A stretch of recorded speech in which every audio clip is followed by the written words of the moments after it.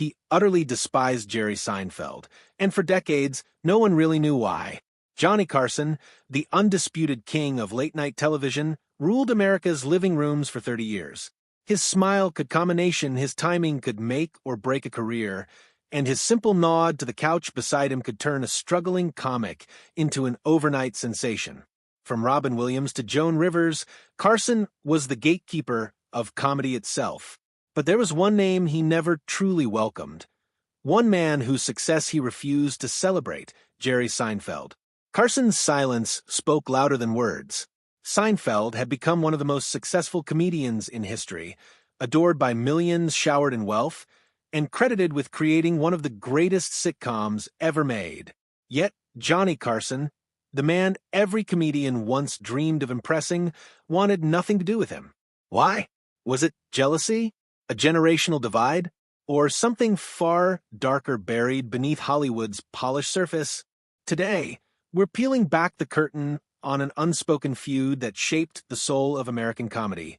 A clash not just between two men, but between two eras, two philosophies, and two very different definitions of what it means to be funny. If this kind of story touches your heart, if you're someone who cares about truth, responsibility, and speaking up for the voiceless, please like this video, subscribe to our channel, and share it with someone who should hear it. Let's get started. Stay with me, because the truth behind this silent Cold War is more unsettling and more revealing than anyone ever expected. In 1993, Jerry Seinfeld was at the height of his fame. Seinfeld dominated Thursday nights on NBC, drawing millions of viewers and redefining sitcoms for a new generation. At 38 years old, Seinfeld had it all: money, power, and near-universal adoration. And then, out of nowhere, came a story that left even Hollywood speechless. One afternoon in Central Park, Seinfeld met a 17-year-old high school student named Shosanna Stein, a senior at New York's elite Dalton School. The two struck up a friendship that soon blossomed into something more. Paparazzi photos of them together, holding hands, kissing, laughing, began circulating almost immediately. Seinfeld insisted they were just friends until her 18th birthday. But few believed that. The public was uneasy, and industry insiders whispered that this wasn't just odd, it was unacceptable. And no one felt that more deeply than Johnny Carson. Carson, then nearing 70 and long considered the moral compass of late-night television, reportedly found the entire situation beyond the pale. To him, the relationship didn't just raise eyebrows, it broke an unspoken code. Johnny came from an era where a performer's reputation mattered, recalled one longtime Tonight Show producer. He believed entertainers represented something bigger, a kind of class, a trust with the audience. To him, a grown man dating a teenager wasn't edgy. It was disgraceful. Inside the Tonight Show offices, Carson quietly ordered that Seinfeld's relationship never be mentioned in jokes or monologues. When one of his writers slipped in a reference and the joke bombed, Johnny cut it instantly. "Take it out," he told them. "We don't need that kind of cheap attention." Mainstream media couldn't resist. People magazine ran a pointed cover story titled "The Graduate," comparing Seinfeld to the older seducer from the classic film. Newsweek questioned why one of television's most successful men would pursue someone so young. To the public, it was gossip. To Carson, it was a revelation, and not a good one. For the man who believed comedy and character were inseparable, Seinfeld's behavior confirmed what he'd quietly suspected. The so-called comedian of the decade lacked something essential: dignity. Behind the microphone and the witty observations, Jerry Seinfeld cultivated an image of effortless charm. But those who worked with him painted a very different picture, one of cool detachment and emotional distance. He was polite, one Tonight Show staffer later admitted, but you never felt warmth. He didn't ask about people, didn't hang around. He just did his thing and left. Carson, on the other hand, was legendary for his empathy. He learned the names of crew members, remembered their birthdays, asked about their families. His kindness wasn't performative, it was instinctive.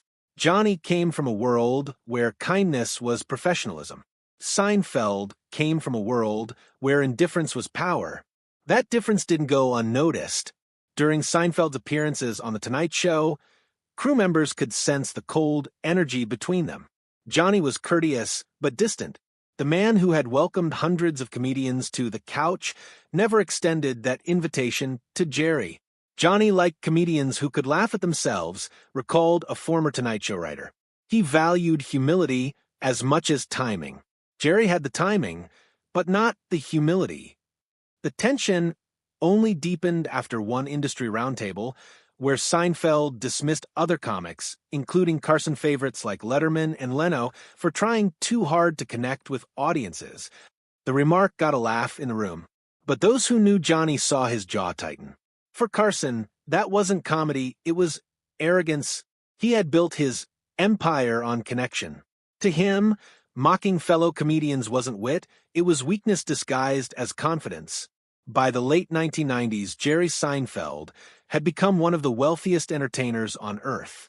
Seinfeld reruns made him over $100 million a year, and his luxury car collection, over 100 Porsches, became a pop culture obsession.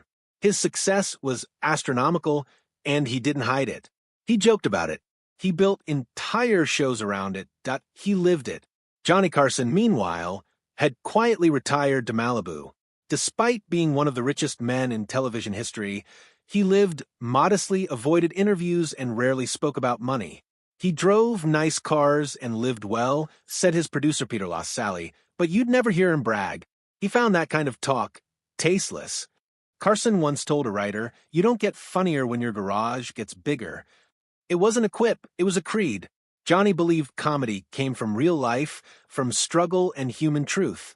Once you insulated yourself with wealth, you lost touch with the very people you were trying to make laugh. So, when he saw Seinfeld celebrating his fortune and flaunting it as part of his public identity, Carson was reportedly appalled. In his eyes, Seinfeld wasn't evolving comedy, he was commercializing it, turning authenticity into branding. The audience can smell it. Carson once told Ed McMahon, "The moment you lose touch with real life, you stop being funny. You're just rich."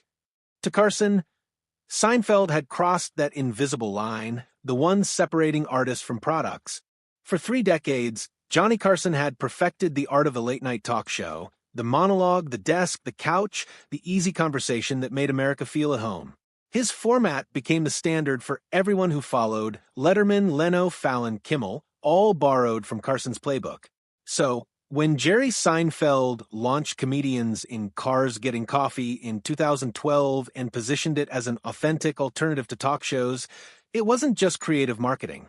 It was a dig. "I don't want to fake interest in actors or pretend to be enthusiastic about their movies," Seinfeld said in interviews. "That's why this is the only show worth doing, it's real." He didn't name Carson, but everyone in the industry knew what he meant. To Johnny, that comment cut deep. The man who had built the very platform that made Seinfeld famous was now dismissing it as phony, as irrelevant. Johnny felt betrayed. One NBC insider later revealed, here was this guy who got his big break on The Tonight Show, now acting like that whole era of television was beneath him. Carson's response was characteristically understated, but sharp as ever. Without talk shows, he reportedly quipped, Jerry would still be performing in pizza parlors on Long Island. For a man known for his restraint, that one line said everything. Carson loved comedians who bled on stage, who turned pain, insecurity, and truth into laughter. He adored Richard Pryor for his raw honesty, George Carlin for his intellect, Robin Williams for his chaos and vulnerability.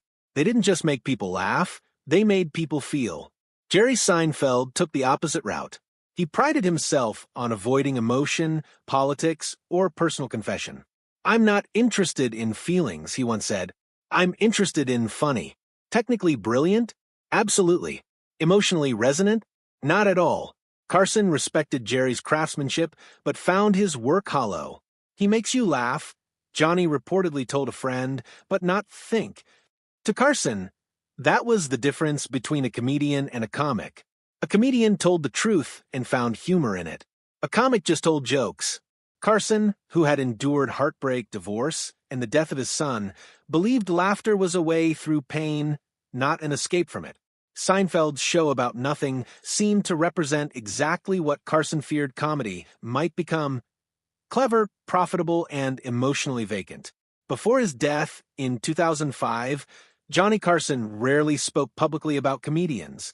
But when he did, one name stood out: Norm Macdonald. He once told a close friend, "Norm's the only one who reminds me of myself." It was the highest praise Johnny could give. Norm's humor was fearless, awkward, and brilliantly deadpan. Comedy that could bomb spectacularly or soar to genius, depending on the audience. Carson admired that risk. To him, Norm represented the courage to stay true to one's voice, even when it didn't please the crowd. Years later, when Norm died after a long private battle with cancer, tributes poured in from every corner of comedy, except one. Jerry Seinfeld stayed silent. No tweet, no interview, no acknowledgement, nothing. For many in the comedy world, that silence was deafening. If Johnny had been alive, one veteran comedian said, that silence would have confirmed everything he already believed about Jerry. It wasn't about friendship. It was about respect. Carson believed you could judge a comedian's character by how they spoke about other comedians.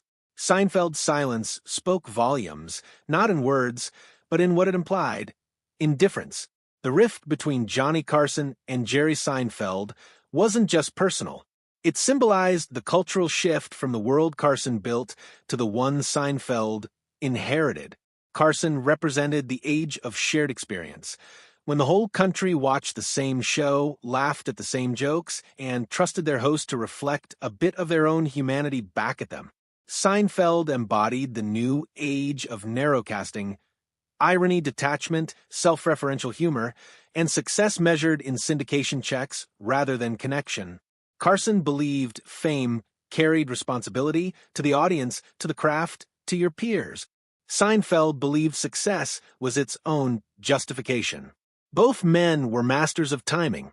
Both reshaped television, but Carson gave America warmth, while Seinfeld gave it mirrors. And in those mirrors, Carson saw a comedy world that no longer needed heart, only punchlines.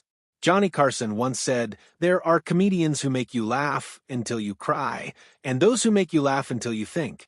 The great ones do both." He paused, then added quietly, "I'm still waiting for Jerry to make me think." Maybe that's the real story. Two men at the top of their fields, one who believed laughter should bring people together, and another who believed laughter was enough by itself. Carson's legacy is warmth, empathy, and decency. A reminder that humor at its best connects us. Seinfeld's is precision, detachment, and technical mastery. Proof that comedy can exist without ever revealing the man behind it. And so, decades later, we're still left with the same question Johnny once faced in silence. What matters more, the laughter itself or the humanity behind it? If you've ever wondered how two of comedy's greatest minds could stand on the same stage, yet live in completely different worlds, perhaps the answer lies not in fame, but in what each man valued most. For Johnny Carson, comedy was a bridge. For Jerry Seinfeld, it was a spotlight. And sometimes the brightest lights cast the darkest shadows.